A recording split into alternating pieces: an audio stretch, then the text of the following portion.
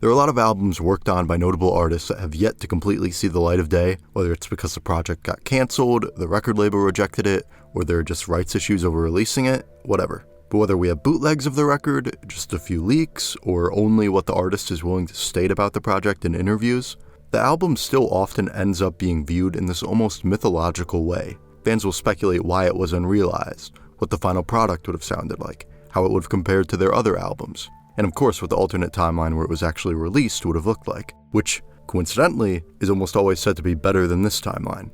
And as pointless as it all is, it's pretty fun.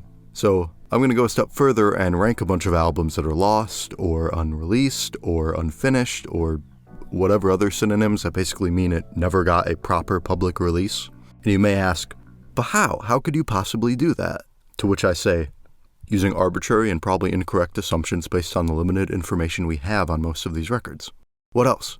And for the records I chose here, there are obviously countless lost records to look at, so I'm not getting to all of them. Just a handful of albums from artists I like, or just situations that interested me. So some, like the million abandoned Prince albums, I just didn't feel like diving into. And maybe some I just didn't know about. Like if there's a rumored Radiohead album that's just Tom York burping as all the instruments, then I'm sorry, I didn't know. Don't be mad.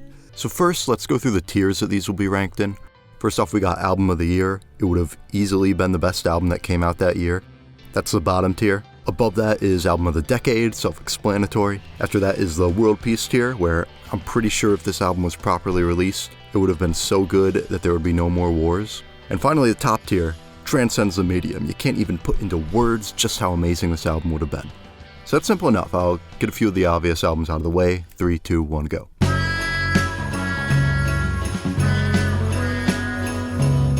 Okay, so Smile is, I think, probably the definitive lost album.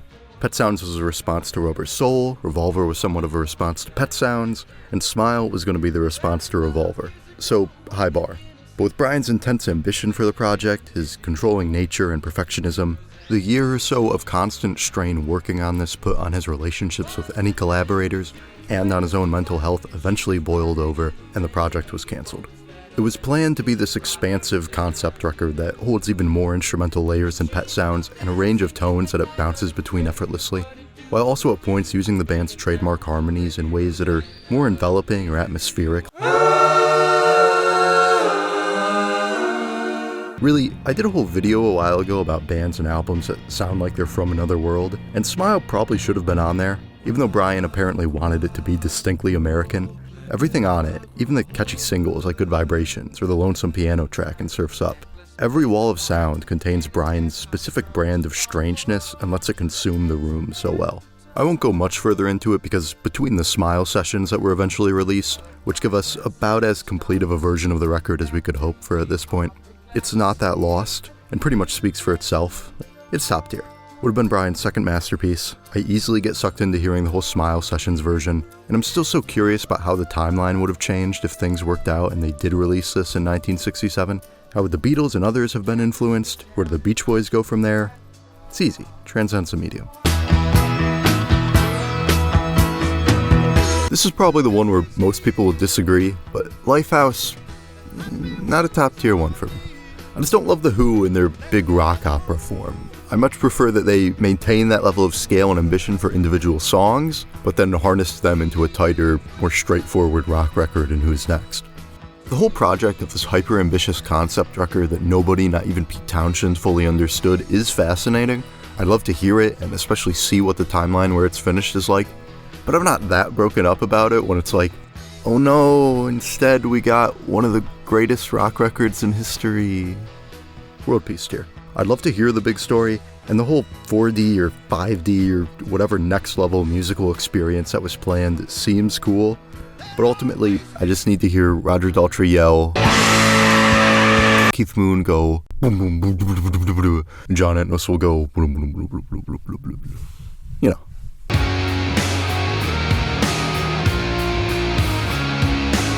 Obviously, this one's pretty cool. It's a space rock opera that Weezer initially planned to release as a follow-up to their debut album. A big, ambitious step that they did a lot of work on before changing gears to Pinkerton. A few of the ditch tracks are fan favorites, like Long Time Sunshine or I Just Threw Out the Love of My Dreams, which is a Weezer song with a girl as the lead singer, what the hell? And overall, there's been a lot of attempts to piece the record together via demo recordings, since Rivers has very nearly released every piece of music he's ever made. And honestly, at least one of these has gotta be close to how the record would have been constructed. And from that, I am confused when people legitimately wonder how the Weezer timeline would have changed if they released this instead of Pinkerton, because it feels pretty obvious that, at best, the reaction would have been about the same. This album would still have the rough, less polished instrumentation and production compared to Blue. A few tracks were on both albums. The concept album aspect to it, being filled with direct story beats, interludes, segues, makes it even less accessible than a simple 10-track record. And it still has a lot of the weird horniness. It's just that now Rivers is in space, which only makes it like 6% cooler. Like with The Who, I'm glad we got the tighter package in Pinkerton that's conceptual thematically but not narratively. However, that doesn't mean that I have a low opinion of songs from the Black Hole. Anytime an artist abandons a large-scale, ambitious project like this, I'm inevitably curious and I respect them for attempting it in the first place. Other songs from it that weren't used on Pinkerton, like Super Friend or Blast Off, I do enjoy, and the story, while messy, does interest me. Plus, to put it even more simply, it's an album by Rivers Cuomo in the mid-90s. At the very least, world peace tier. Before rebounding from their then declining popularity with the success of American Idiot, Green Day had nearly completed an album called Cigarettes and Valentines that they intended to release, only for the master tapes they recorded to be stolen and gone, which in turn caused the band to start from square one with an entirely new record. And all that work disappearing sure sounds like a tragedy, but nobody who worked on it seems all that broken up about losing the project. Obviously, given American Idiot's reception, the band views it as a blessing in disguise. But also their producer is said to think it was merely mediocre. And also, not all their tapes were stolen. They had backups, they admit. So the songs weren't completely lost. And yeah, re-recording the masters at that point would feel a bit odd. But if you really thought those songs were great, truly great, then I feel like that wouldn't stop you from remaking them. Clearly, once they re-examined Cigarettes and Valentines and started some ideas with American Idiot, they were much more interested in the latter and so actively ditched the former. Obviously seems like the correct call. A few tracks from Cigarettes and Valentines are out there, and they're good. But if the songs that survived are the ones that are just good, then that doesn't inspire confidence in what the whole record would have been. Album of the year. Hoodoo was initially Fogerty's third solo album and was planned to be released in 1976. It had one single, You Got the Magic, put out with the B-side Evil Thing, also from the record, and was extremely close to being released and out to shelves, but shortly before then, both Fogerty and Joe Smith, chairman of Asylum Records, deemed it unfit for release.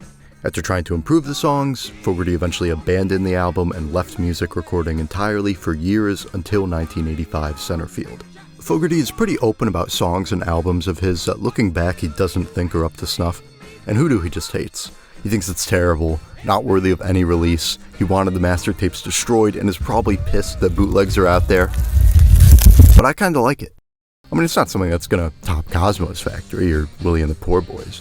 I mean, with Creedence, he practically used up an entire career's worth of great songs to make those albums as great as they are. But Hoodoo is a perfectly serviceable version of his expected grungy swamp rock and country blues. The lead single has a nice hook, and intentionally or not, works as a callback to one of Creedence's first singles, a cover of I Put a Spell on You. His higher-pitched, kinda nasally vocals on Between the Lines isn't a trick he pulls out much, but works here with the old blues style. The song kinda reminds me of some Paul Westerberg solo tracks, especially on Stereo, which is an album I love, so thumbs up there. And nothing really stands out as bad here. Overall, its quality doesn't feel that far off from even the prior self-titled record, and he certainly went on to release worse. I would imagine some of the hyper-self-criticism stemmed from, firstly, that Fogerty's solo work popularity to that point was not matching up to where Creedence once was. The single that was put out for Hoodoo didn't perform that well in the charts. Also, him still being plagued by issues with his prior record contract with Fantasy, who were always maliciously trying to squeeze money out of him, and he admits tarnished his relationship with music for many years. I mean, they even went on to try and sue him by arguing that his solo work sounded too much like Creedence songs, as if a musician can rip themselves off. So that's a whole absurd conflict that he said he didn't fully heal from until 1997's Blue Moon Swamp. But from an outside perspective, go easy on yourself, John. Album of the decade.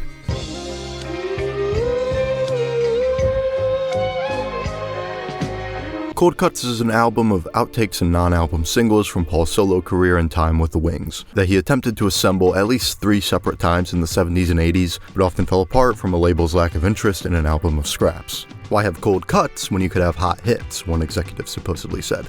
Which, yeah, fair. Like at this point, a lot of the songs are out there from bootlegs or being on reissues or live records.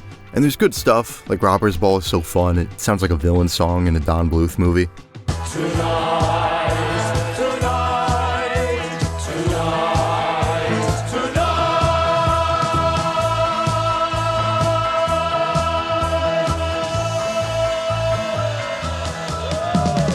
And there are plenty that would have been nice to hear on a proper album, but with an Outtakes and Rarities album, you can only get so much strength and cohesion when trying to fit them all together.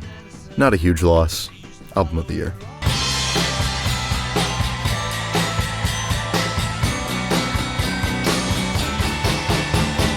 Okay, well I just made a whole video on this one, but quick recap. The Wrens are an indie rock band whose dream of being rock stars never quite happened. After working on a record for 7 years, they put out the Meadowlands, which received glowing reviews and earned the band some attention, but they didn't capitalize on that momentum much given they all had day jobs and/or families. Instead, they slowly worked on a follow-up, which many times would be finished. It's ready for release, but then, never mind, want to work on it more. Okay, it's finished again, but then, hold on, I want to fix one thing. And so on for 18 years until the band fell apart. So that sucks. But Charles, the producer of the record and one of the guitarists, songwriters, and singers, is such a perfectionist that I have to have full faith that any of the versions he came close to releasing would have been great. I love the one song from it that was properly released. It felt like such a fully formed next step from the Meadowlands, still having that dusty, beaten up and battered by the world anthemic indie rock sound, but scaled up a bit.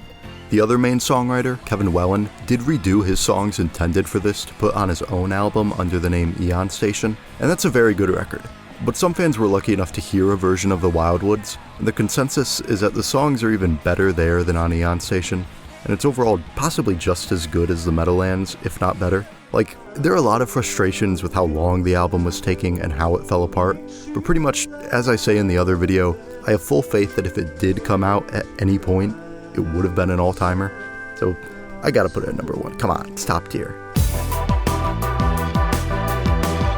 Naturally, with a lot of these cases of an unreleased album being left a mystery, a predominant feeling from the audience is just wanting what we can't have. All that mystery just gets filled out with optimism, and any piece of info that we do have is just reason for why it would have been amazing. You know, like I've done with several of these already. But some of these have warning signs that seem to be ignored just so it can maintain its place as one of the best albums never heard, even though it really wasn't going to be that great.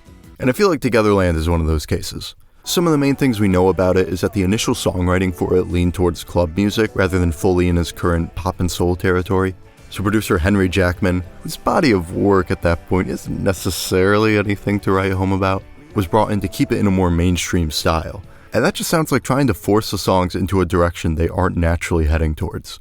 One song called Heaven was officially released in a movie, which is perfectly decent, and some other tracks are out there, but for me they were in one ear and out the other. And I'm not a huge Seal listener in general, so maybe I'm harsher on them than others would be, but the other factor going against the record is Seal himself. He's absolutely insistent that it's not worth releasing. As long as he has something to say about it, it will never come out. More specifically, he stated that Togetherland didn't come together as a cohesive album, but even still, it's barely a collection of good songs, it's just a handful of good ideas. He stayed consistent with that opinion throughout the years, him and Fogerty probably being the most dismissive of their unreleased work, but Seal not even being in as much of a low point as Fogerty was, with outside factors deteriorating his confidence in the album. So with none of the songs strong enough to pull me in the other direction, I'm defaulting towards Seal's side. Maybe it would have just sucked. Album of the year.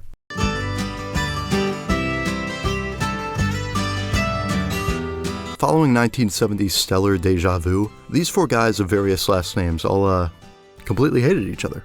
And just that pretty much sums up the destruction of their planned follow-up album, Human Highway.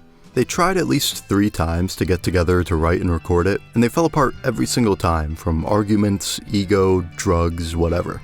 So the songs got scattered and released in any other place they could fit. Like sure, over the next several years you could find them with the solo albums, the original trio, Crosby and Nash, or Stills and Young, but God forbid you put all 4 of them in the same room. I mean, who knows what could happen. The closest it got to happening was actually the last attempt.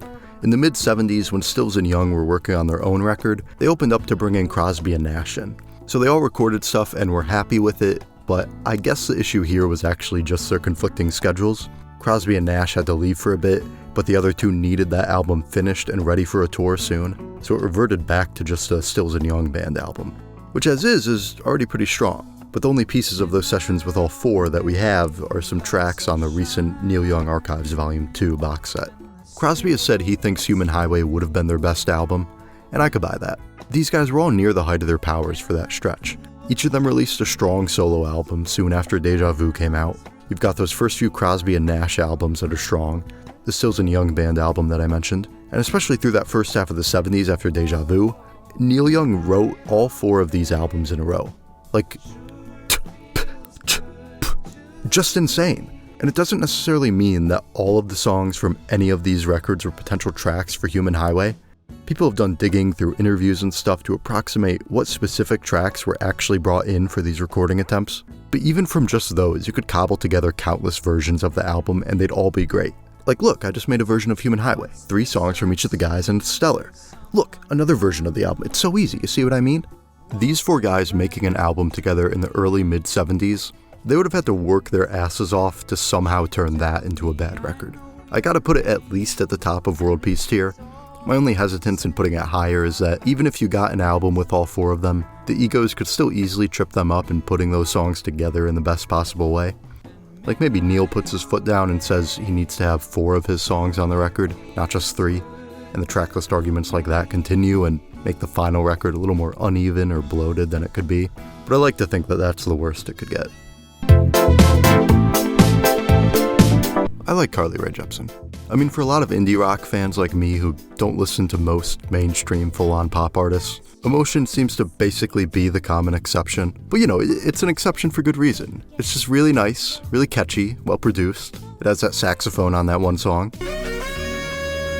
It's good stuff. But yeah, so it turns out that the follow-up to that was initially a more ABBA-inspired record called Disco Sweat that she worked on in Sweden and had at least an EP's worth of songs written and recorded for. There wasn't any big hang-up or blockade for that project. It seems that it just wasn't all clicking, so her and her producer felt maybe in trying too actively to make it a disco-sounding record, she was pigeonholing herself and putting the record more at risk of sounding like half-baked imitations of stuff, rather than letting the influences of what she'd been listening to more organically seep into her songwriting. And yeah, that makes sense. I think taking some elements of the tracks they worked on here, but overall broadening the scope a little for the next record was probably the right move, but I do still like the idea of a more chill, danceable record from her. And apparently disco elements have recently had a bit of a resurgence in pop music, and Carly could have then been ahead of the curve in that respect. So, I'll give it Album of the Decade. I won't risk playing any Jimi Hendrix music here. Shortly before his death, Jimi Hendrix supposedly recorded onto a demo tape 16 or 17 songs of just him singing and playing acoustic. He then handed that tape off to his drummer, Mitch Mitchell, for him to start thinking about how to fill out the songs with the rhythm section, and work on the project never went further than that. The tapes as they were said to have a planned release at some point in the 2010s, but, you know, would you look at the time, it didn't happen. Just got one song, Suddenly November Morning, which is very nice, but nothing else from it has been officially released. Though, as always, there's a bit more information floating out there. The tape is now known as Black Gold, and was intended to be a connected suite of songs that would soundtrack a semi-autobiographical animated film about a black rock star, which honestly feels like a good fit. In general, I've been more averse to the potential concept records, but Hendrix's style would work well in that context. Being a lot less wordy, his voice can kind of blend in with the music well, and the smooth instrumental jams would easily pair with kinetic visuals, especially in an animated film that I imagine would have psychedelic artistic styles at points.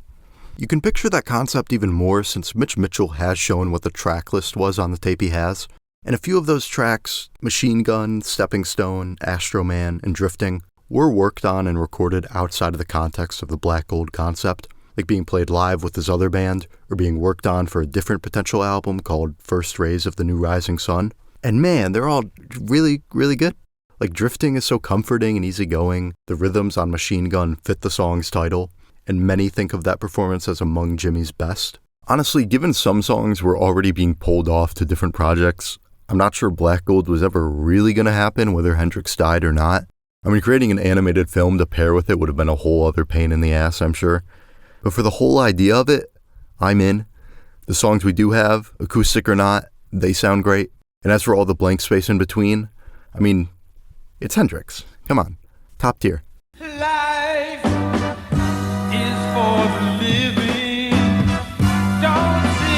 Adult Child is what could have solidified the resurgence of Brian Wilson and his role in the Beach Boys. Through the 70s up to that point, his presence on albums was inconsistent, but when there, still quite strong, especially on Surf's Up. 1976's 15 Big Ones was him returning to a more concrete role, though the album is And then the next year's album, Love You, was him having even greater creative control, initially being planned as a solo record. So the next record would again have Brian at the helm, but veering in a completely different direction from Love You's heavy synth sound.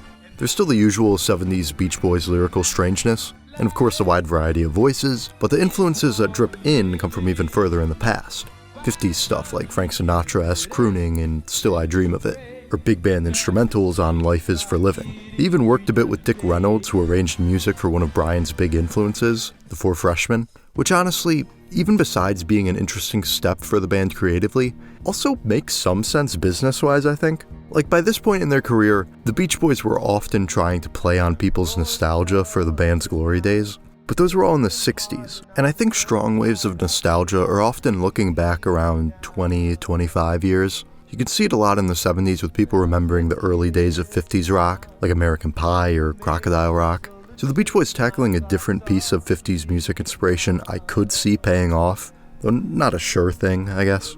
At this point, through box sets and bootlegs, versions of Adult Child are online to be heard in full, and songs Life is for Living, It's Over Now, and Everybody Wants to Live have this looser, more natural energy that differs from the usual heavily tightened up Beach Boys pop sound, which is still present in a few tracks. While I Love You was always going to be an anomaly, this feels like a fairly well-balanced level of experimentation that could be how the Beach Boys branch out and evolve, winning back some relevance without solely trying to go back to their classic surf sound. And oh look, it's Mike Love, let's go tell him about the record, he's gonna love it. Hey Mike, you should... So for no reason in particular, they put out the MIU album instead. It's not very good, but don't worry, after that they bounced back with... Well, that one's okay. Oh. Apparently Adult Child was too weird for Mike Love and Al Jardine, and like, in fairness, I guess the last album they let Brian lead didn't sell well, and maybe there are recordings we don't have access to that turn them off more. But from what we have, it's tamer than you'd expect, it's just a bit different. And their definition of too weird would be further called into question when the only song from Adult Child that did cross over to MIU was Hey Little Tomboy, which involves Brian and Mike, two guys in their 30s at the time, singing to a young girl that she needs to put away her skateboard, stop acting rough, and instead do more traditionally girly things. And then they'll teach her to kiss. So just like really creepy. And I mean, there are more generous interpretations of it where the song could essentially be representing the situation just like this, where Brian's creativity is actively neutered to fit what people deem the Beach Boys are supposed to sound like. But I mean, you're probably not going to be seeing all that the first time you hear this. So yeah, that's not too weird. But referencing pot, or putting a swing beat in a song, like, what are you trying to kill us, Brian? But yeah, okay, whatever. Back to the original album. I don't think it would have quite been another Smile. It isn't a lost masterpiece, but I feel confident in thinking it would have been a comfortably great Beach Boys record, around the level of Surf's Up, Holland, Today, Sunflower. World peace, dear. Gaze is possibly the record here that I could find the least info on. I was asking around about lost albums and this one came up. Thanks, Sky. And yeah, it really is lost. We know that it would have been the 15th album by the Japanese idol Akina Nakamori, and was entirely completed but remained in the vault because before its planned release, Nakamori left the Warner Music label to have more creative freedom. One single that was released earlier, Mizu ni Sashita Hana, was maybe going to be included, so its sad vocal pop sound could be an indicator of the record's general style, and the prior album leans that way too. Plus, given the record she went on to make instead is more upbeat and bright, and she left to have more creative freedom, that could lend credence to Gaze being on the opposite end, perhaps meaning issues were more stylistic rather than anything with the quality of the songs. I don't know, it's all spitballing. Beyond that, like, it was going to be 10 or 11 songs. Years later, one of the lyricists said who some of the other songwriters were, but I can't make much of that. Same with some of the song lyrics they showed. Nothing to really indicate what anyone thought of the quality of the record. I wish we could just blame Mike Love again and call it a day, but it seems like it's just an album that was in the wrong place at the wrong time. So, bottom of album of the decade.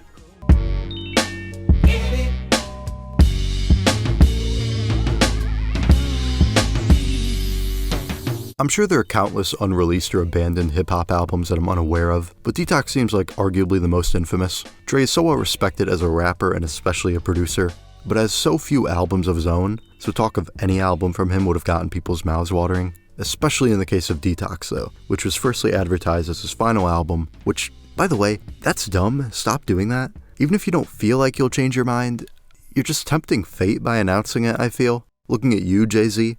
Anyways though, it was also branded early as a new step for him as a narrative concept record with a focus on this hitman character, and it'd be hyped up more and more as Dre would pretty often say, yeah, I think I'll finally be done with it next year. And any of the people contributing that heard songs from it would heap praise onto what Dre's doing. A lot of the leak snippets are good, though in the grand scheme of things probably made Dre less eager to finish it, which is a level of pettiness that I can respect. Eventually, the release of his album Compton seemed to signal the death of the project, but there does seem to still be a tiny bit of hope with other rappers saying they're going to push to have it finished. There's a lot of valid reasons for this being in that group of best albums never released, but I have hesitations, or at least less concrete faith in it, because it seems that Detox has practically been several completely different albums over the course of its life. Obviously, it's been worked on for many, many years, so some change is inevitable, but Dre says he at points handed what he viewed as the best beats intended for Detox off to other artists like 50 Cent. So when he does that, is he just starting from zero again? And who knows if the main hip-hop musical concept remains or still with the Hitman storyline. There are a lot of aspects to the narrative that were mentioned at points, like Denzel Washington possibly voicing a key character in it, but they never seem that locked into what the record is. Detox is more so this name that has probably been several different things, and so the idea we have of the record feels a lot harder to define than most of these. Like the Wrens record was worked on and reworked for so long, but ultimately the main batch of songs was fairly consistent, and Human Highway was attempted several times, but we have an idea of what some potential songs were at each attempt, and it was over the course of much fewer years. From what I understand about Detox, there's a lot more empty space there. Now, because Dre seems like another one of those perfectionist producers, and I do like The Chronic, I'll give him some benefit of the doubt and keep it in world peace tier, but at the bottom because there's so much of the picture that I just can't fill out. Alright, so that's the video. Those are all the albums that I wanted to talk about for this. Is what I would say if there wasn't another Beach Boys related album to talk about.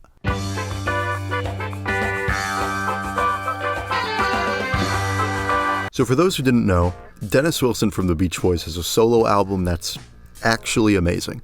He only started to write songs for the band in 1968, but you can quickly see his talent grow and build up to the release of that album, which is like, if you envision the sound of a band that's called the Beach Boys, but was formed in the mid-70s instead of the early 60s, it probably sounds like this.